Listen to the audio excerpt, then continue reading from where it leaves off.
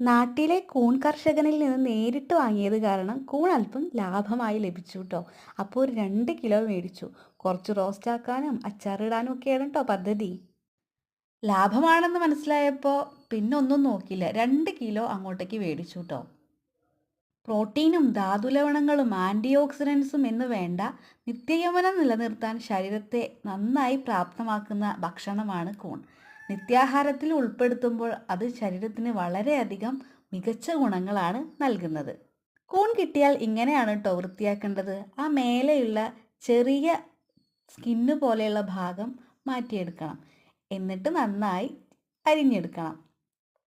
കഴുകാൻ നേരം ഉപ്പ്, മഞ്ഞൾ, വിനാഗിരി ചേർത്ത് 2-3 വട്ടം നന്നായി കഴുകി തോർത്തിയെടുത്ത് വാലാൻ വയ്ക്കണം.